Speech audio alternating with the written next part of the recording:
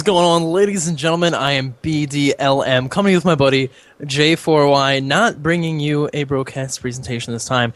We decided, you know what, we're going to change our name to something Dota-related, so we are now Dota On Demand, still bringing you the same lovable breakdowns and podcasts and the occasional cast from time to time, but for now, yeah, DOD, Dota On Demand. What's going on, buddy? Remember the name. I think that was in a movie or something. Or maybe it was a title of a movie. Anyways, I'm doing actually better since we last casted. I'm not as sick. If I cough, it may happen. You know what? Get over it. That's how lovable I am. Anyways, how are you doing today? I'm doing pretty swell. I'm enjoying some of this delicious caffeinated hot cocoa that your girlfriend was nice enough to buy me for Christmas. Yeah, nice girl. I appreciate it. I always wind up drinking coffee ahead of time for these things. So I'm a little, just slightly twitchy. You got to get the good amount of twitch in there. So instead, this time I'm drinking some nice hot cocoa for the season. I would also like to point out, it is your fault, sir, that I am a liar and a fraud. Fraud. We were going to come to you guys yesterday at 7 o'clock to try and get a nice time thing going, but J4Y being sick as he is, we were unable to do that. But we're here tonight to bring you episode 6, which, reason number 2, Malaya and a Frau, is not about Na'Vi and the retry like we were going to do. Look back on some of the tournaments that have already happened, like ESWC and International, and kind of see what it was that Na'Vi did to kind of become such a strong team. But we realized BenQ just happened. A lot of crazy stuff in the BenQ Clash tournament had happened, so we were like, you know what, let's just stick to some current stuff. And so that's what we're going to go over today. We're going to really talk a lot about kind of just the setup of that tournament, some of the games that were played, and then some of the really interesting things that we saw happen in the course of the tournament. So I think the first thing we're going to start with is kind of just the nature of the tournament. It had these group stages that basically, dependent on how quickly you won in your games in the group phase, had the potential to affect the later rounds of the tournament. So actually we saw one game where it was MTW versus the retry, and MTW had to win in 36 minutes and 2 seconds, I do believe it was, in order to get to the next round. And I'm just wondering, Jay, what do you think about that kind of stuff? Like, do you like the idea of the time trials, or would you rather just see teams duke it out the way they feel they want to play? Well, I mean, there's obviously only a few ways you can really handle the tiebreakers in this group stage. You can either say, oh, well, based on how, I don't know. I mean, like I said, there's multiple ways you can do it.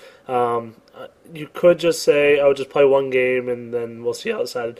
I guess in this case, yeah, they're saying, okay, based on how well you did in those other games, this is how we're going to set up this game.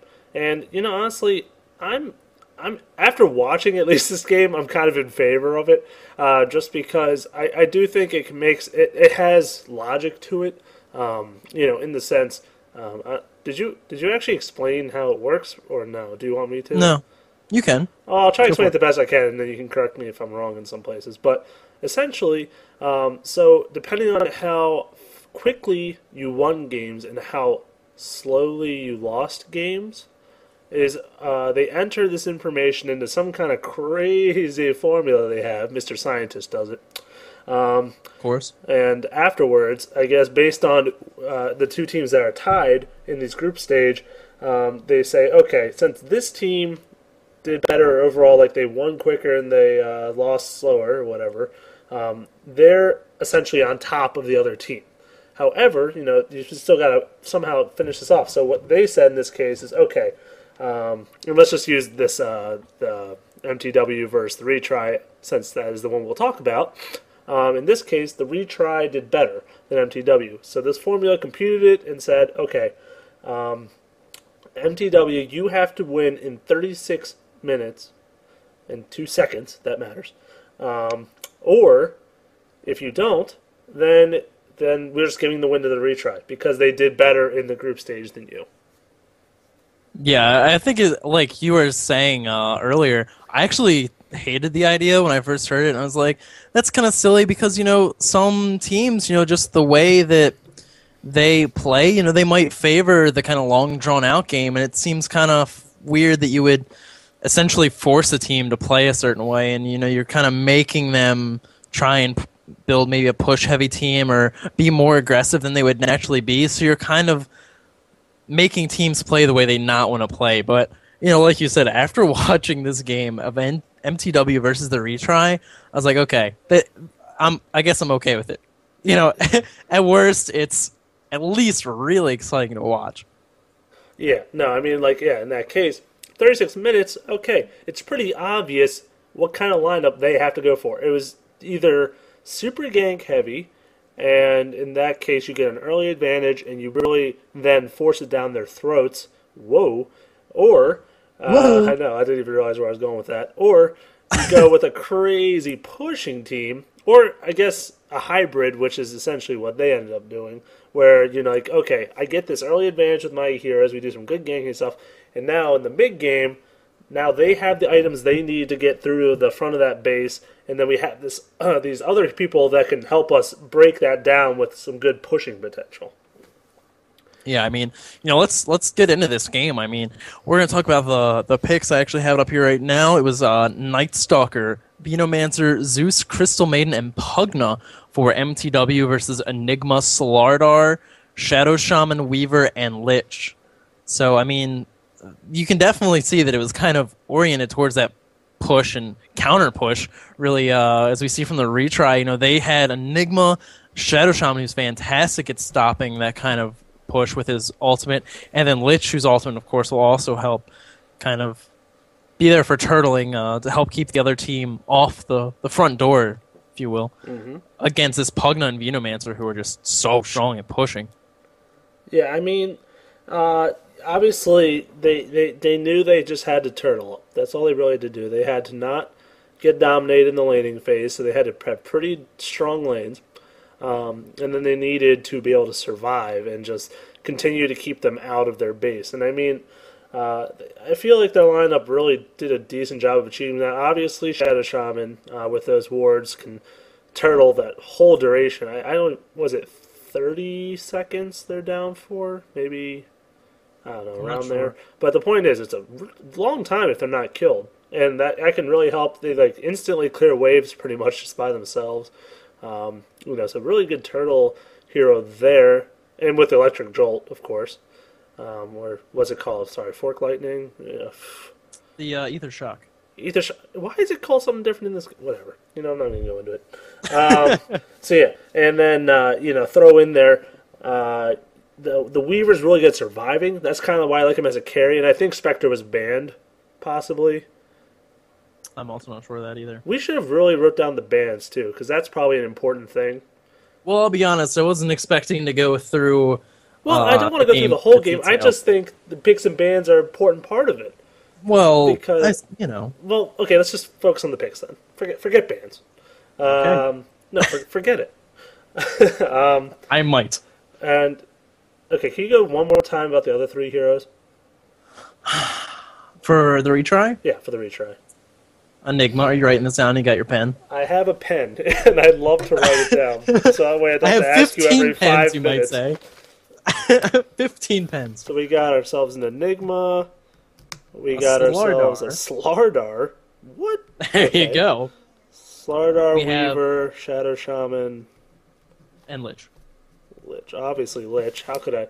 That's like one of the best turtle heroes, really. Like, when you're trying to push someone, obviously you kind of have to group up most of the time near that tower or somewhere in a choke point where Lich obviously excels a lot in. Obviously his denying creeps won't be as helpful in that particular instance. And then Enigma, why even say much about that? I mean, she's got the minions, has the black hole for awesome CC, has that area of effect damage over time that he can just place right at the front of the stairs, and no one really wants to walk through there. Slardar kind of throws me for a little bit of a mix-up. What do you think about the Slardar? I mean, this team to me, it says something along the lines of, we want to survive past that 36-minute mark, but we also want to be able to win the game and have some kind of late-game viability. And, you almost have to wonder, I think if I were the retry, part of you wants to say, let's legit try and win this game, but then I think the other part of you is like, let's just turtle. Like, let's just get to 36-03 and say, whatever, leave the game. We've won it. There's no reason to play it anymore. But, I think, Slaughter and Weaver go really well together. The Swarm and the ultimate from Slardar is a ton of minus armor. I think they were kind of looking for some late game potential there. Plus, it's an additional AoE stun. It really kind of... It's a really well-made team, I think, overall. I think if you take it out of this situation, the retry team is, a pretty strong lineup. But, props to Synderen for MTW, because the more and more I look at this team that MTW put together, it's so pretty. It just makes way too much sense looking through it, especially for what they were trying to achieve here. You have Night Stalker, Venomancer, Crystal Maiden, Zeus Pugna. All of these heroes are really going to take advantage of the Crystal Maiden aura. Mm-hmm. It gives them a lot of potential lane control, a lot of push potential. And Pugna, that ward by itself just pretty much locks in that one area of the map into your control. I mean, we saw at one point in this game, the top lane, the Pugna ward just blew Shadow Shaman up completely. He tried running in, Ether Shock, dropped the ulti, hex somebody, and then shackle somebody else, and he literally had like 2 hits left after that because of the amount of damage he took from the ward by itself.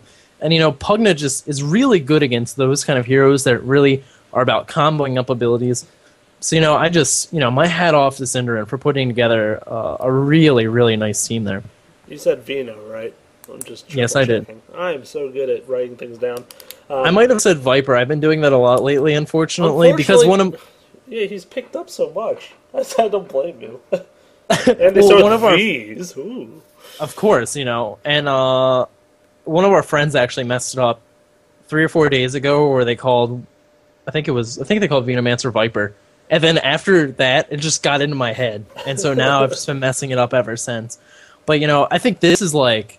of course I love Crystal Maiden, but this is just like a showcase team of where she really fits in well. And, you're going to really be able to take advantage of that mana regeneration. Oh, yeah, all 5 of them, absolutely. Just spam their spells throughout that entire early and mid-game. I mean, obviously, Zeus and Pugna, 2 int heroes who just love to cast spells all day.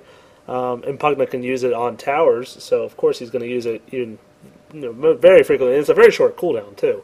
I think it's only like 4 seconds on him. Veno with his wards, every 5 seconds he wants to put another one down. Venomous Gale is kind of an expensive spell if he doesn't have a lot of regen, so that's also very helpful there. And then Night Stalker, I mean, obviously... That's a train you just want to keep rolling. Yeah. Like, the less downtime he has, the better the hero he is. If you keep the mana up on him, he'll find a way to get the health, and he'll just keep running around the map, destroying people. The interesting part with him is that in this case, where you have 36 minutes to win, essentially, I believe it's only 3 night times if he doesn't use his ultimate. And so basically, what you're saying when you pick Night Stalker in a 36-minute game is like, okay, we need to do amazing in those periods of time. What does this Night Stalker need to do well in those periods of time? He needs a ton of mana. CM's going to provide that. He needs something to help him kill heroes after he slows and silences them. Zeus, Pugna, etc. I mean, like, he's got all these things really help him get where he needs to be. You know what I mean? Absolutely, yeah. And we're talking about the mana regen for Night Stalker. This first item pickup, or maybe not the first one, he might have finished Earn first, but he picks up Yule Scepter of Divinity as his first, I guess, luxury item, you might want to call it. Yeah. Which is kind of a little mind-boggling, but, Synderen really took advantage of that item and used it in a ton of situations that really made it look like, yep, alright, cool. Yule Scepter Divinity on Night Stalker every game from now on, let's do it. Like, he did a really good job with that item. No, I mean, absolutely. He's proving why items in, like, professional players' hands can really be so much different, like, when you're watching it compared to in a pug, perhaps, where just like a couple examples, like he was running away, he noticed his ally was getting about to get ward trapped, and then he tosses Shadow Shaman in the air. Now he can't see his ally escapes. Or Enigma comes in to start his ultimate, tosses him in the air, and now they can get away. Or things like that, just so many great uses. I was just like, my jaw was at the floor, and I'm like, oh my god, did he really just do that? Like, oh, so many beautiful things. Yeah, and there was another time, too, where he used on somebody who's TPing away. Night Stalker doesn't have anything to stop someone who's teleporting away, but he needs those kills desperately to be able to pick those up to keep himself viable throughout the game. That Yule Scepter helped him break it and pick up a kill there. Really kind of a strange item to see on a Night Stalker, but yeah, in that situation, it just made a ton of sense. I'm actually looking at one of the last frames of the replay, and he's sitting on 10 mana regeneration, so plenty to just keep him moving throughout the course ridiculous. of the game. Yeah, it's kind of funny. It seems like in pub games you'd expect like an armlet or something like that, kind of strength carry type items, but here you see him picking up Yule's Scepter and BKB, and those are really his only finish items. He has Steam Boots and Urn as well, but really no damage items, but capable of carrying his team through the game. I'm sorry to cut you off, but that's the beauty of Night Stalker. Nighttime is essentially let's say a huge item for him. He gets over 50% attack speed and all this movement speed and such. Oh yeah, it's fantastic. He's just pretty much unstoppable at nighttime, hence the name Night Stalker. Aptly named hero. This is completely off topic, but the more and more we've been talking about Night Stalker, for some reason, Treant Protector keeps popping into my head, because I actually was just looking through the Dota heroes that we haven't played with in a long time, and he gets an advantage during the daytime, and I'm just going to be so sad when that hero finally hits Dota 2, and I insta-pick him, and then the other team just insta-picks Night Stalker to counter, and just the single tear will roll down the side of my face. It's okay. You like to pick bad heroes. Or you like to play good heroes and play them bad. Either way. There you go. Either way, it's a spectacle. Quite the spectacle. This game happened in kind of the ending group stages, trying to put together the semifinals. And, right when that game was played, everybody was like, holy crap, this is such an awesome game. It really came down to the wire. I believe the game took 33, 34 minutes, so they were getting really close to the time they needed to hit. And, just because of that timer, there was just kind of that added suspense add-on to you're like, oh, are they going to be able to do it? Are they not going to be able to do it? And then, of course, a couple days later, when the finals hit, another, holy crap, this is the best game ever. Game 3 of N9 versus M5. Just a crazy, crazy game. Yeah, except that one was over double the length in duration, of course, being, I believe it was 80 minutes or something substantial. But, so I guess, do you want to just, shift over to that game now, or are we pretty much wrapped up with how... Okay. That game, the grand finals that came down, I'm not going to say spoiler too much because the games happened a pretty long while ago. A week ago, right? So I guess not terribly long ago.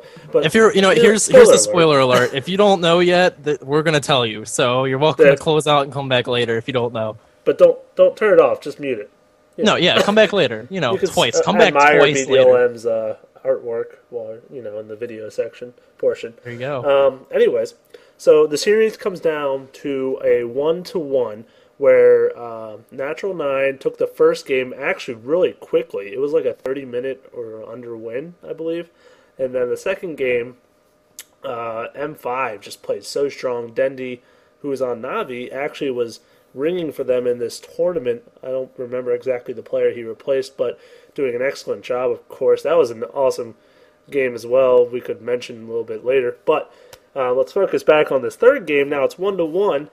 And they go into this thing with everything they got.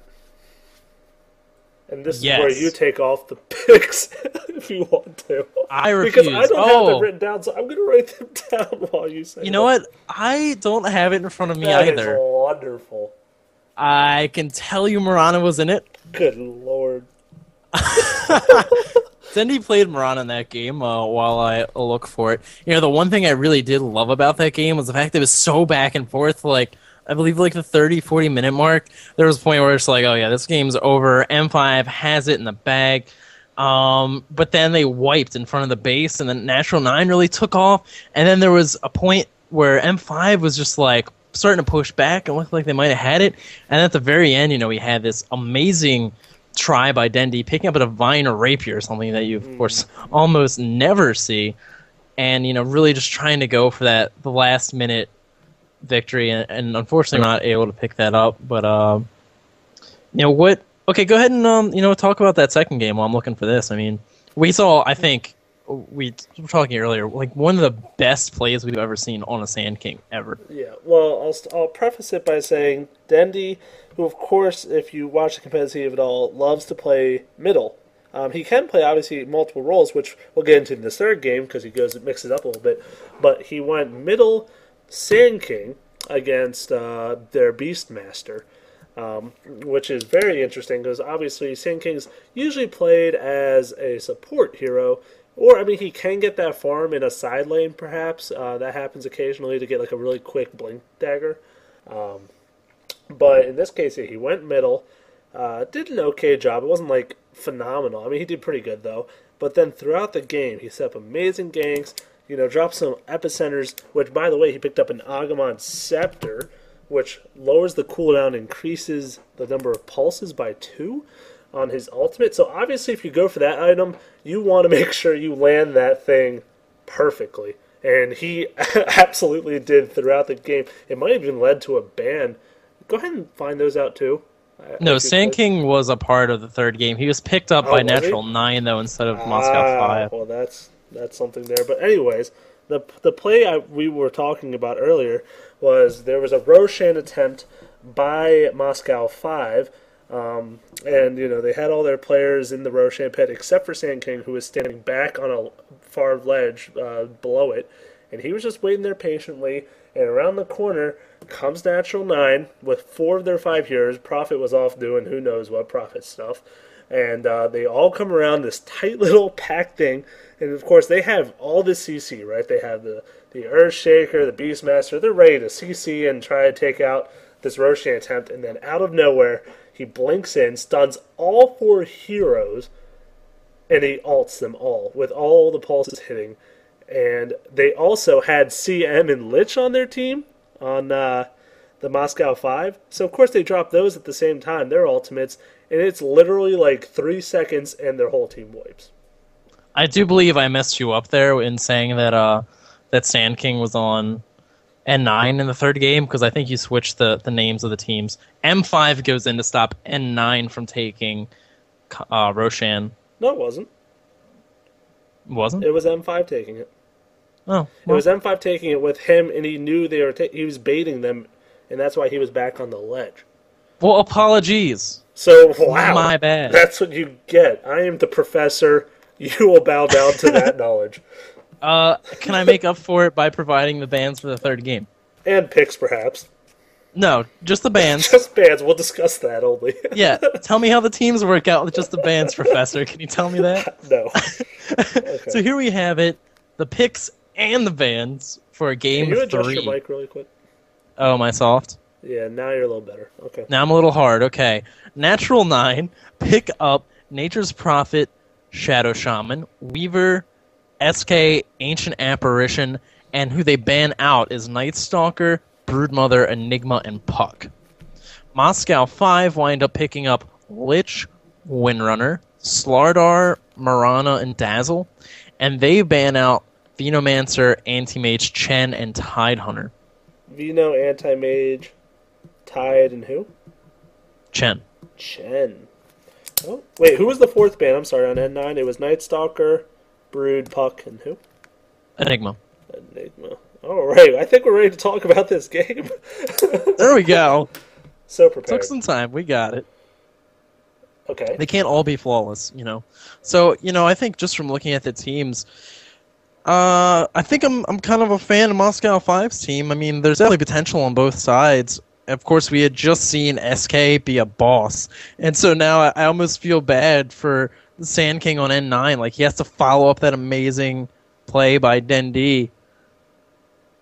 It's kind of funny having that hero now on the other side of the board, but yeah, in this game we had Dendi playing as Marana. Yeah, that's what I was kind of talking about earlier, with the fact that, normally he really likes to go middle, like you see him on Pudge all the time, just all these different middle heroes, and in this case he decided to go with that Mirana carry.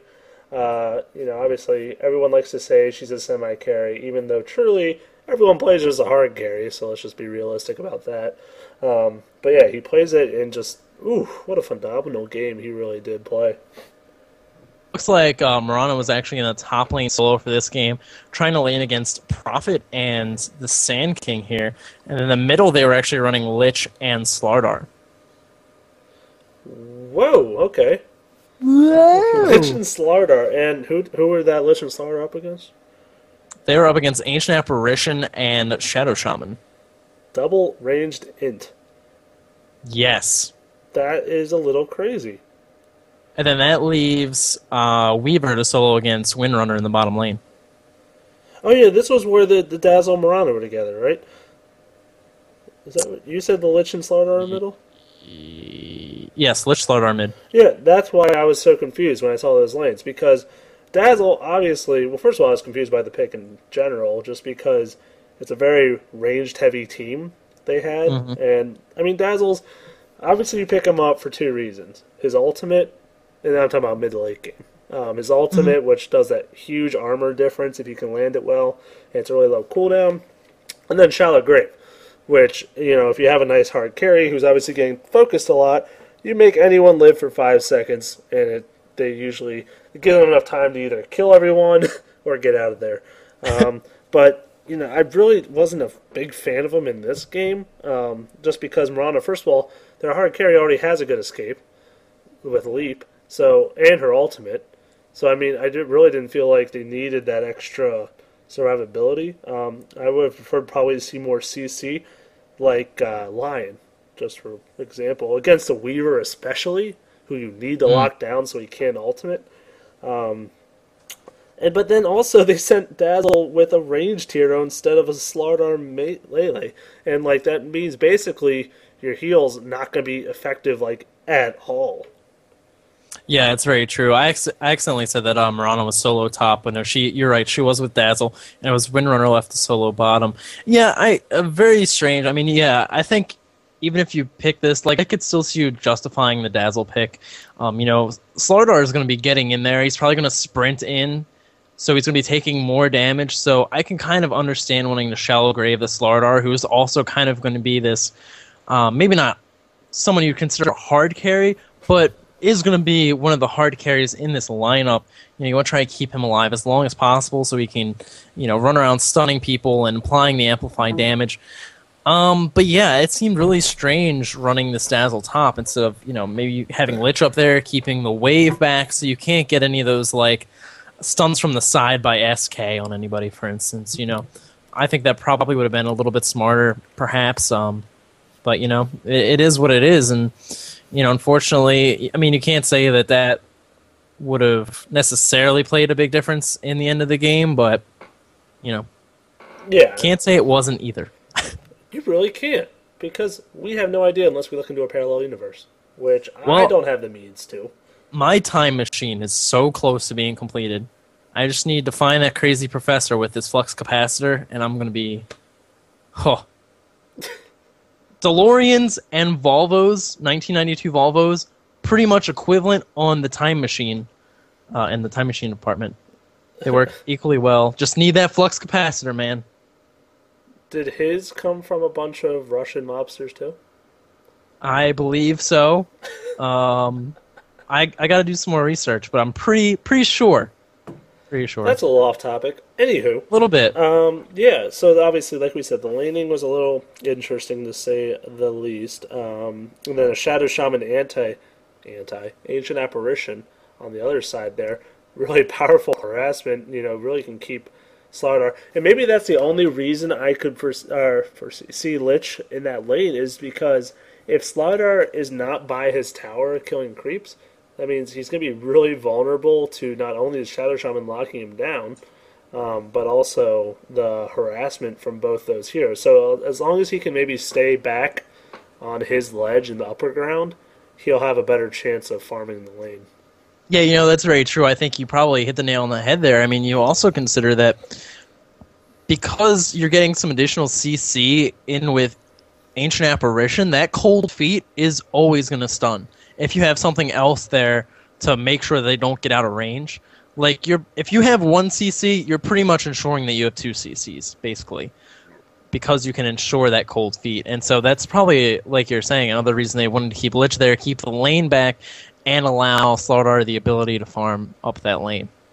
So before we get too much in the game, I kind of want to discuss these bans a little bit. Go for it. Because I think bans are always a very interesting part of the captain's mode that don't get too much attention usually, but it really goes to show, and especially they've already played 2 games, so they kind of are familiar with what the other team likes to play and what they probably are going to be expecting in this next lineup. And like Natural 9 coming out with Night Stalker, that's probably a generic, general ban, I should say. I believe, were they...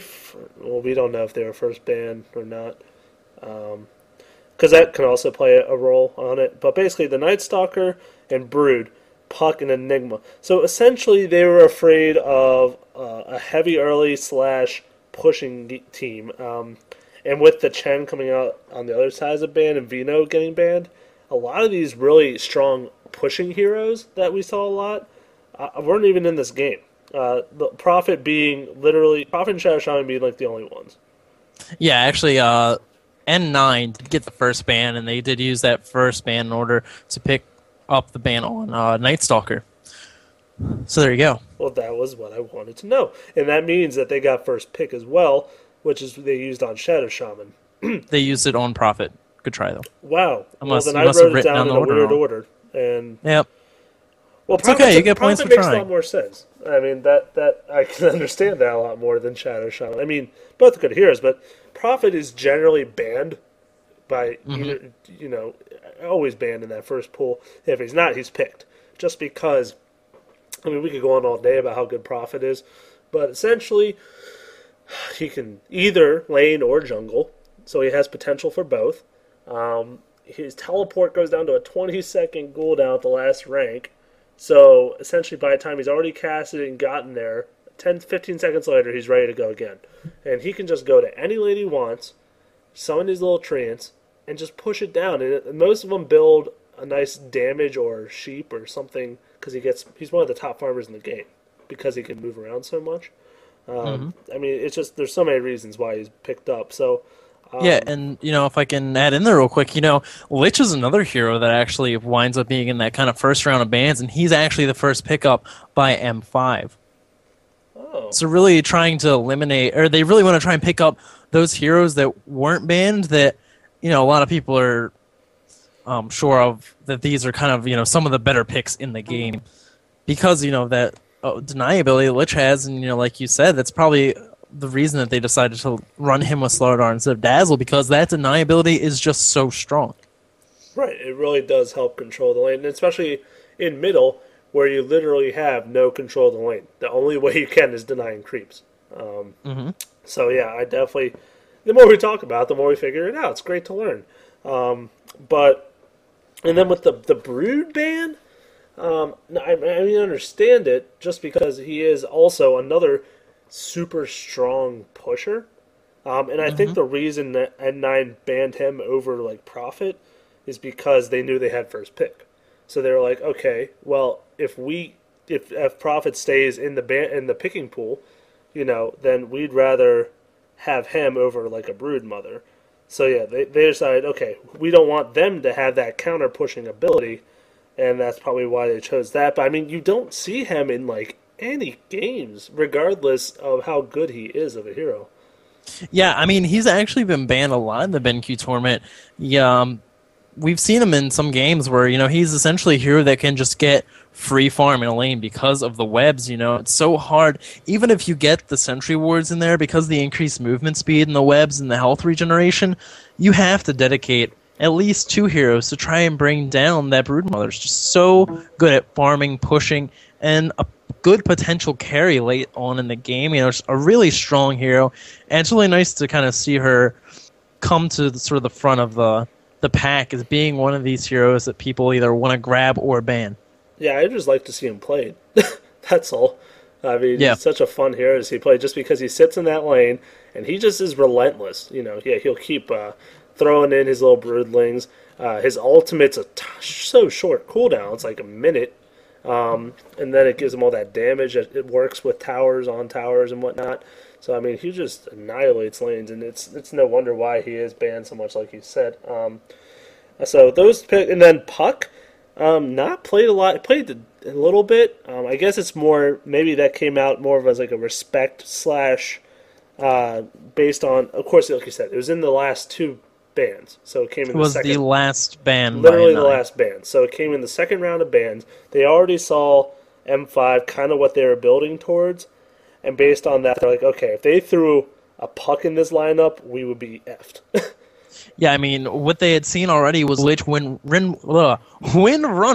even, and then Slardar. So, the Puck ultimate with those AoE abilities is quite nice, I don't want to spend a ton of time talking about this game because, we do have so much other stuff to talk about.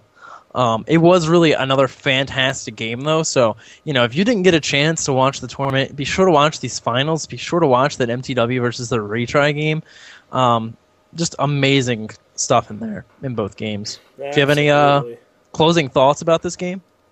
Besides watch it? Well, maybe skip to, like, the second half because it's so long. The first half, it's cool. The whole game's cool, but the second half is where it really ramps up. But no, I think all in all, it was exciting. The teams did really well. I love to see the new strategies tried out, which we're going to get into, obviously, in a little bit here. But yeah, overall, it's a really fun tournament. Yeah, it's nice you bring that up, actually. Kind of the new strategies was the next thing I wanted to talk about. We saw a lot, actually, in this tournament of kind of not a new playstyle, because we had seen some push-heavy teams put together, even as early as, the international tournament. But what we really saw a lot of this time around was a lot of teams dedicated to just grinding away at lanes.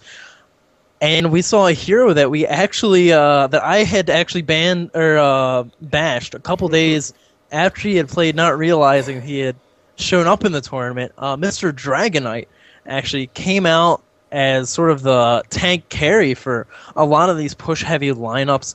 And, I'm just kind of wondering, what you happen to think about this kind of style of play and, if you think it'll have any lasting effect on the metagame. So Dragon Knight, as you said, you absolutely bashed on him pretty harshly. And he was only picked up a few times, but still more than zero. And the fact is, he was always played as this hard carry, get all the farm from that short lane or whatever lane he was put in, super babysat, and then got tons of levels, tons of gold, and essentially, by the time he was, buffed up, he had a nice team built around him that could really push down the gate. And the reason I guess Dragon Knight was picked up, at least in my opinion, was because of that ultimate, how it lasts such a long time. He becomes a ranged hero. Eventually it's an AoE ranged hero, which is really powerful in itself. He gets the extra movement speed. And if you keep that Dragon form at rank 1, he does extra damage to towers, which adds, of course, to his pushing viability. So, yeah, I think, honestly, it makes a lot of sense. I still don't think you'll see him get banned, at least not in the immediate future, just because there's still, you only get 4 bans. And I really don't think he's strong enough to make it into, that kind of thing. But I still think, he might get seen down the road. Yeah, I mean, I thought the thing that was really interesting a lot about the DK pickups, and I was going to mention this in a later segment, but I guess we're kind of talking about them now, so we can just kind of get it out of the way. It's kind of funny, both the games that I saw him in, the other team was just like, we'll just leave him alone. It's not that big a deal. We don't have to worry about holding him down. He's not really a hard carry like you would think of, a Spectre or an anti-mage. Sure, he's a really good tank, and he has a lot of late game viability with his ultimate, but he was generally left alone for the most part, and the people playing the Dragon Knights did really spectacular jobs. Trying to remember the one, I think it was N9 versus What was it? I'm trying to remember the game now. My apologies. It's not coming to mind. But anyway, basically he like stacked up the ancient creeps, waited until he had a good stack on the ancient creeps, then put like the second point into his ultimate, cleared that out. Like not only was he left alone, able to do whatever he wanted to, but he took advantage of that situation in both of the games, and yeah, I think that's a really good reason that he was Wasn't it N9 effective in versus those lineups. MTW? I'm not sure. I'm I pretty thought sure I had he's it picked written up at down. least once against MTW. And they got thrown off and they just got crushed by it. But yeah, no, he got essentially 1,200 gold from that triple stack pull. I remember that specifically. Oh yeah, it was an absurd amount. I mean, they used the Helm of the Dominator similar to how Drow Ranger does it, but because that ultimate provides AoE damage at the second rank, he was really able to just blow those down and pick up an absurd amount of money. But meta is kind of a term that we use a lot, and we never really discussed what it actually is. If you think about it, it's kind of like the game within the game is the way that I first had it explained to me. It's kind of the overarching strategy that winds up going into these games. And you figure if you took people that never played before and you're like, okay, build two teams, you would get something completely different than you might see, in a tournament scenario. They might still do viable things, but it's just stuff you would never expect. But because people have played this game so much, they have so much experience with it, you kind of get these layers of history and past understanding that these two teams will get about the game, and that really kind of controls the way it goes, So I'm actually...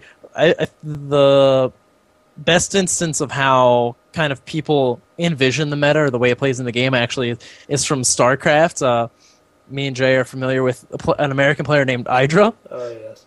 Who is a really emotional player, and he really likes playing the long, drawn-out games. Like, if there was an equivalent in Dota, it would be the kind of, 30, 40, 50-minute anti-mage, hard carry style play where you just kind of want to prolong it, let your guy get as strong as he possibly can, and then just destroy the other team. And if there were any quick win strategies up against him, he would like blatantly come out and say, "Grats on your cheap win. You're not good enough to beat me at the way the game's supposed to be played." And so a lot of it is just basically how people envision how the game's supposed to be played, what you think is viable and not viable. And so it's just something I thought we should probably, define really quick since we bring it up a bit. So, now before we had kind of I guess kind of a mixed meta. I mean, like I said, in the international we saw some heavier push teams, and we had some that were kind of just like straight up, let's support the carry. And so now we have these slow, methodical push teams, and I think are really interesting. And the other hero we saw a lot that added this was Pugna, who I know you're a big fan of. Oh gosh, Pugna and Ancient Apparition are my homeboys. Obviously, I'm a fan. But yeah, he just adds so much to a lineup, which is why I think I love him so much. And you can build him so many ways. Obviously, the Nether Blast's Q move is what you're generally going to prioritize in 90% of the cases, just because not only is that your farming move, that's basically your main nuke move as well, and it also damages towers, which is why he is part of the reason why he's such a good pusher. And it's a low cooldown, of course. Then you go to his Nether Ward. Is that what it's called? I believe so. I am the biggest Pugna buff, but I don't know the name of the move. Basically, what this is, it's like a little ward he places down that has a huge radius, at least in the later levels, it becomes a huge radius. And essentially, when any enemy hero casts a spell in it, they get mana burned, and they take damage and it's based on how much they spent. Oh no, they don't get mana burned. They don't get mana burned, but they take damage based on how much they spent. I literally think it's 1-for-1. So, like for example, if a Slayer, Lena, she casts her ultimate, which is like 300 or 400 mana, she's gonna take 300 or 400 damage, which is just hilarious. And then also, not only does it do that, but it also has a mana degeneration aura, where it slows down how much mana regen you have, and essentially it's so much at the last rank that it can actually cause you to lose mana if you don't have enough. Yeah, Pugna is fantastic. It really just controlling a very small area of the map, especially because of that Nether Ward, and doing a significant amount of damage. Actually, you think about it, all of his abilities are really about controlling the area around him. You know, the Decrepify slows, keeps you in range, makes you take extra damage from his spells, Nether Blast, an AoE ability, and then you think the Life Drain, the ultimate. It's really, if you stay anywhere near Pugna, you're gonna die to it. And Pugna really, it's hard to take down while life draining. No, I mean, I'm absolutely in agreement. Then the Banish, which is his other move that makes him so powerful. You know, he turns someone into ethereal form, which they cannot take physical damage or deal physical damage. However, they can still be the target of spells as well as cast spells themselves. So, obviously, the reason this goes well with Pugna as well as the rest of your team is that you can banish someone for like 3 seconds. I think it's at the last rank, 3.5 seconds. Cast your spells that do amplified magic damage. How did I not mention that? The target takes 30% extra magic damage, I believe it is. So, you know, you do that, you use your Nether Blast, which does now extra damage, and then you start your Life Drain. And the reason also, not professional, but just in fun troll pub builds, which I do every time, as you go Codex. Because it's a 400 magic damage burst that you can amplify to do, like, wow, quick math, about an extra 100 damage or so. So essentially it's like a Slayer ult, boom, right there when you banish someone. Yeah, the Decrepify is such a strong ability. I mean, you can really, unfortunately, the like one time I played her, I wound up messing up a lot of the hard carries because like, oh, Decrepify, you're slow, you're gonna take more damage from me, and they're like, really, bro? I could have just totally taken that guy down like twice as fast, but you know, whatever. But yeah, so you think? I mean, I would love to see Pugna come in more. I mean, do you think these heroes are really gonna come to the forefront, really become more a working part of the metagame as we know and love it? Well, I mean, it's going to depend on, of course, the teams themselves, because not every team seems to want to go that path quite yet. Obviously, though, the teams that are more focused on trying to get those pushing/ganking heroes, I think Pugna is going to definitely enter into it a lot more. As we were saying, she has all these amazing abilities that really add to the team's strengths and can really synergize well. You know, Nether Blaster push and the Decrepify for ganking or setting up CC, the Nether Ward. I mean, it's all so amazing and really good for lane controlling. That I would absolutely. I don't think ban-worthy is a word I would use here. I mean, maybe in like the second round of bans if they still haven't picked their middle or that hero yet. But I still think these other heroes are probably like Nature's Prophet, Anti-Mage, blah, blah, blah, blah, blah. Unfortunately, I think those heroes are still probably the front runners for the ban pool, though.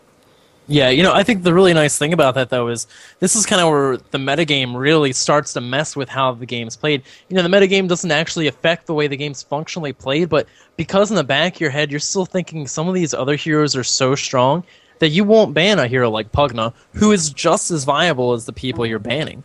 So I think, you know, especially now, it really opens up a lot of doors for people to get some Pugna play in, get some good wins with Pugna, before people are so scared of that hero that they're starting to ban him.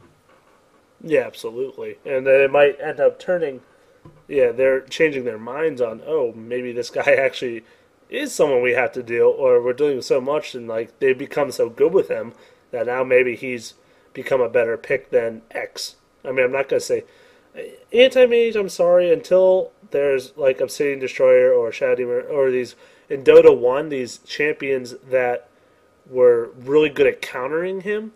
Until I think those heroes are implemented, he's going to remain one of the top heroes in the game as far as carries are concerned, unfortunately. Yeah, I'm actually looking at the numbers right now. Decrepify gives 40% extra spell damage against the target. And the Nether Ward at max rank gives -6 mana regeneration. So, yeah, I mean, on a lot of especially strength heroes, agility heroes, people that don't have a ton of int, you're losing mana at that point. And, you know, that's part of that area control that Pugna can provide. So I think we're going to move into a section of the casts that I'm going to call What the Nuts. It is a mixture of what the heck and that's nuts. What the nuts. You're welcome. TM. And so it's basically going to cover kind of the less conventional stuff that we've seen in other games, kind of the stuff that just kind of like raises an eyebrow. I mean, some of it is certainly, I think, very viable, and some of it I think we'll see more and more. We've actually already talked about some of it. You know, the Yule Scepter on Night Stalker. Obviously, we already talked about how effective that was, and then the DK pickup to be that kind of upfront, tanky carry that's going to be able to help you in your pushes. The other two things I really want to talk about were the fact that Enchantress was actually picked up, I believe, not against a Chen.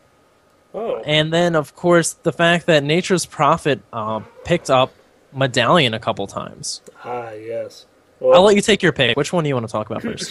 I would like to talk about Enchantress.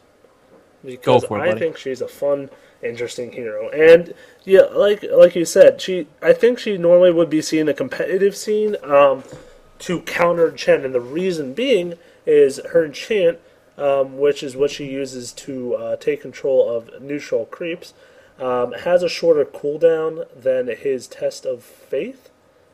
So Holy Persuasion. Holy Persuasion. Test of Faith is not the right move. Holy Persuasion. It kind of sounded like it worked, though. It could you're be. You're testing the creature's faith to see, like, how much faith you got in this guy, okay?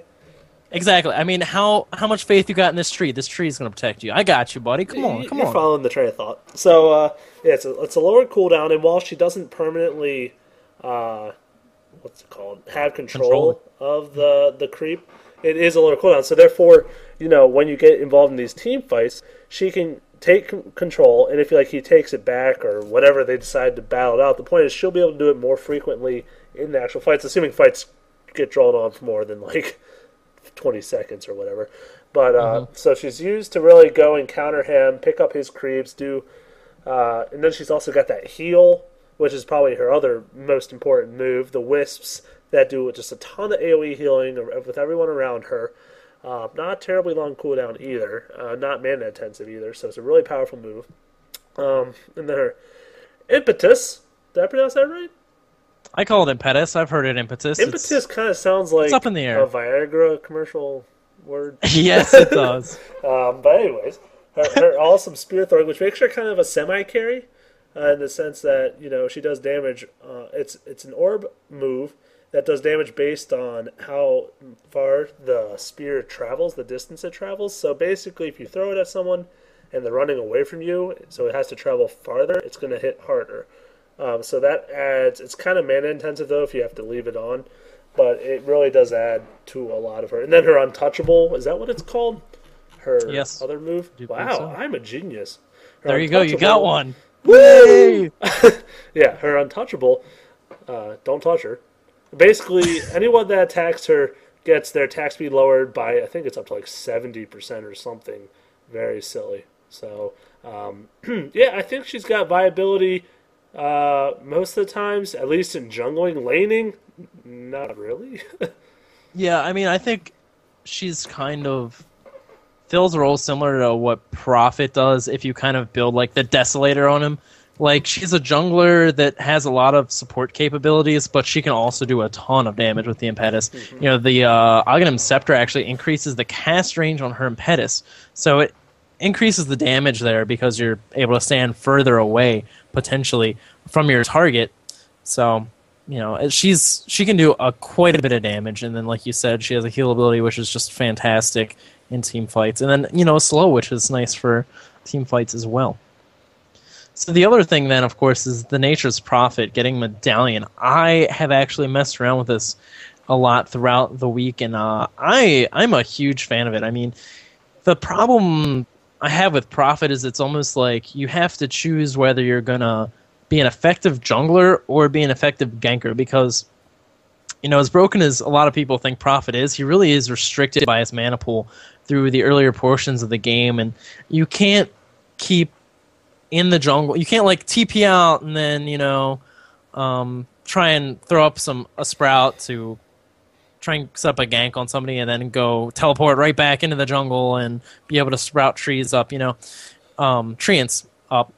You really do have to choose which way you're going to go with it. And the nice thing about picking up the Medallion is, you know, you normally start with the Ring of Basilius, If you pick up some extra mana regeneration, not only do you get the ability to decrease the armor of whoever you decide to gank, but you also get the extra mana regeneration, which is going to really allow you to play both those roles better and more efficiently. Yeah, and the other nice thing is, like when you're doing the neutral camps that have the powerful creeps, like a Centaur War Chief or anything like that, Centaur Khan. I'm sorry. Yes. Yeah, you can, since it's literally like no cooldown at all. I think the cooldown is as long as its duration, like 6 seconds or whatever. 7. Oh well, I apologize. Sorry, you're the expert. So basically, yeah, he can just use that on any creep he wants to while he's jungling, and it'll kill it even faster because all those treants as well as his auto attacks are going to benefit from that armor reduction. Yeah, I mean, you think, too, a lot of the ways that these prophets are trying to go when they pick this up is they like picking up the sheep stick, and that item has so many expensive components. You really are waiting around a long time to get the regen. So I think that's a really good, cheap route that provides utility, and like you said, it also increases the rate at which you're going to farm the jungle as well. I think just a really solid pickup. Anybody who's out there trying to play a prophet and you really want to try and get some additional teleports to the lane and help your team out, it's definitely a good solid way to go. So my question to you is there an instance where you would prefer Hand of Midas over that? Because Hand of Midas is the most popular build on him currently. I'm actually not a fan of the Hand of Midas in most situations on him. My experience with it so far is it's like if you're decided that you're going to sit in the jungle and you want to farm, go ahead. Go for the Hand of Midas. I understand it. It pays for itself in like 10 minutes. Okay, that's fine. But the ways I think you see, especially competitively, the most effective Nature's Prophets are the ones that are getting out into the lanes, the ones that are throwing up the sprouts, trying to trap people, the ones that are providing the extra utility. I mean, of course, this is a give and take. If you fail those ganks, then you're going to fall behind. And, Prophet does to a degree really kind of need the items in order to stay viable in the late game. We always talk about him like, oh, well, he can go and teleport to a random lane and then, he can just teleport out and yada yada. But, if you don't have the items to be able to back yourself up, you can just have somebody TP to the tower and take you out quickly, and then it's like, oh, that sucked. You weren't able to be as effective as you wanted to be. That's kind of the problem I've had with going sheepstick on them too. It's really nice to have that kind of utility, but then it's like you can't stand up to enemy heroes that try and port in and stop you from pushing as easily.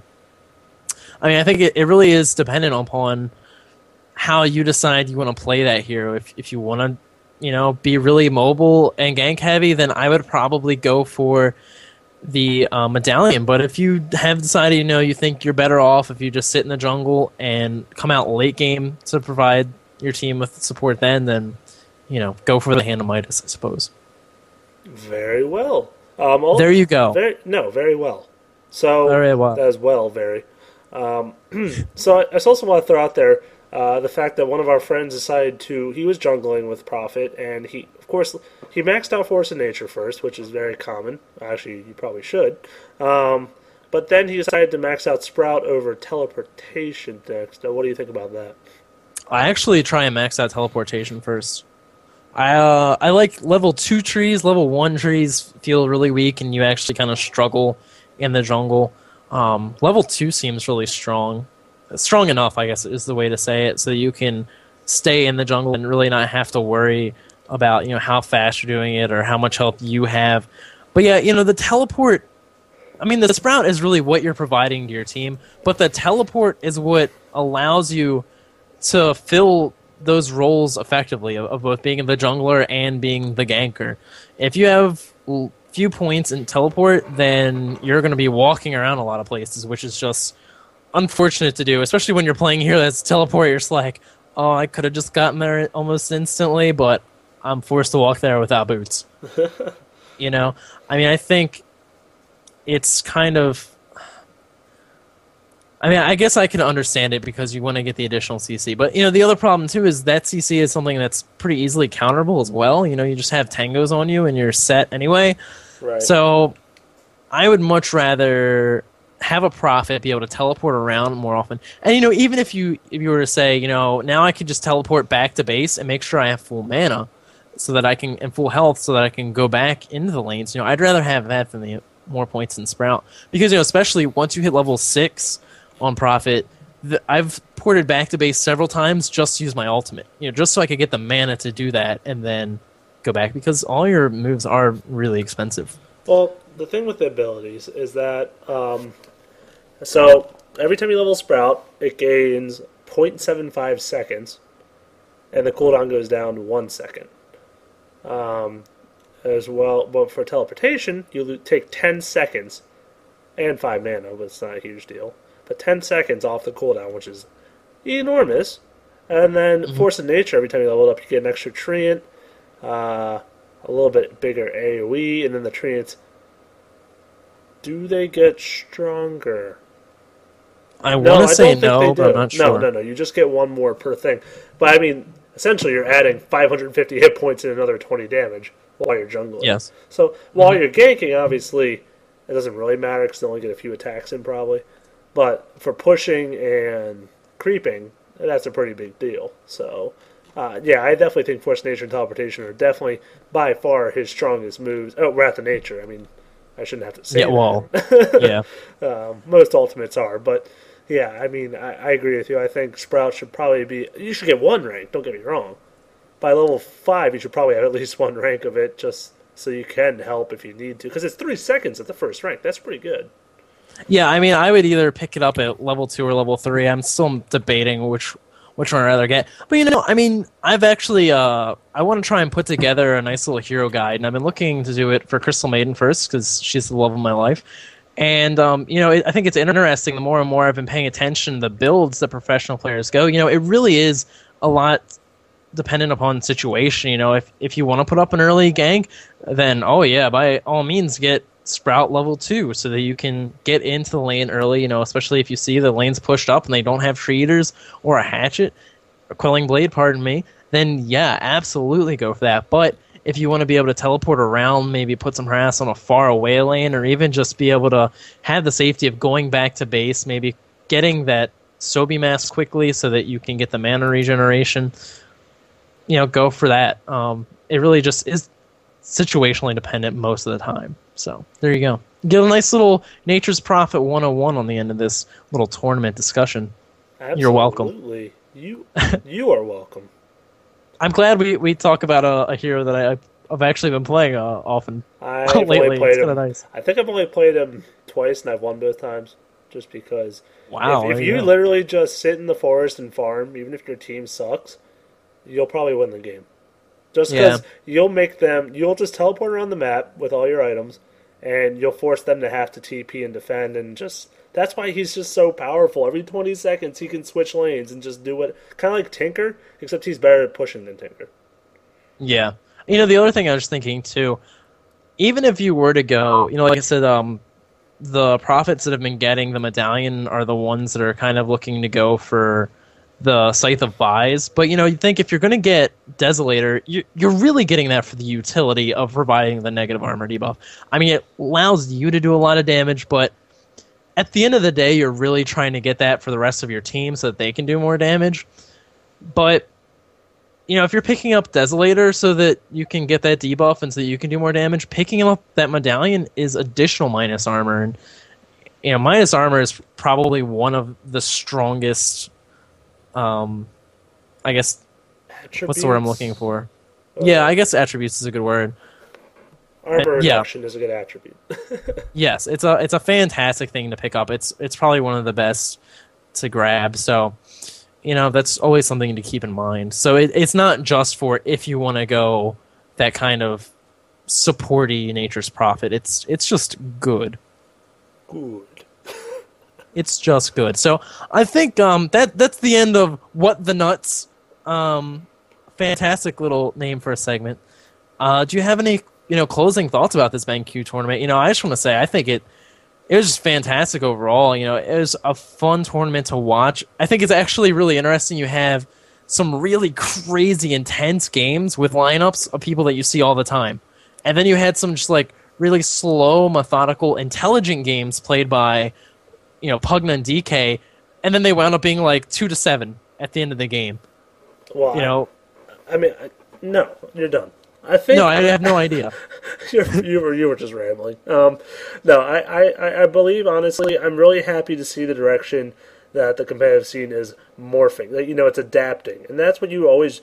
It doesn't have to change every tournament. It doesn't. That's not necessary. But when you see strategies change up, like I'm just gonna throw League of Legends out there just because it's so easy to contrast. It is a different game, but it is a MOBA, and that style of one top, one middle, two bottom, and a jungler literally hasn't changed the whole time it's been competitive. And how frustrating is that to watch? You know what's going to happen every game. You know who. As soon as they pick all 5 heroes, you know who's where. And if that's not lame, I don't know what is. Like, it's so great because in Dota, even if you see the lineup, you're like, that hero could either jungle or play middle or support this guy bottom. Like, there's so many options. It's mind blowing. And like some people don't even stay in their lane; they move around all the time, roaming and teleporting, and that's probably just why Dota is so much more fun, interesting to watch. I guess I should say. But that was a little segue. Segue is that a thing you ride? It is a thing you ride. I still don't think it was the appropriate word choice, but I think you got your point across nonetheless. Did I? Yeah. I'm so glad to hear that. I made sense. Thank you. Yes. And that is the cool thing about tournaments. I think the part that I enjoy about them the most, it seems like teams will try and throw in these heroes that you're just not used to seeing. And part of it's to throw off the other team. And then, like a lot of these heroes, as much as I argued against Dragonite, he did make sense in the lineups he appeared in. And so it's like, it makes sense. They're viable heroes, but they just come out of left field, and it's so exciting to see them get their 15 minutes of fame, if nothing else, and really kind of remind everybody it's like, I'm still in the pool, and they could still pick me. So, I think that's how we're going to try and wrap this up. Thank you, everybody, for joining in us with our new name, Dota On Demand. I do believe our email is dotaondemand@gmail.com. It certainly is. There you go. I actually know what I'm talking about yet again. It happens every once in a while. Also, you can find us on Facebook at Dota On Demand. Please like us if you like us. If you hate us, you can still like us. I'll be okay with that. And please join us next time for our podcast, numero 7. Thank you very much, guys. And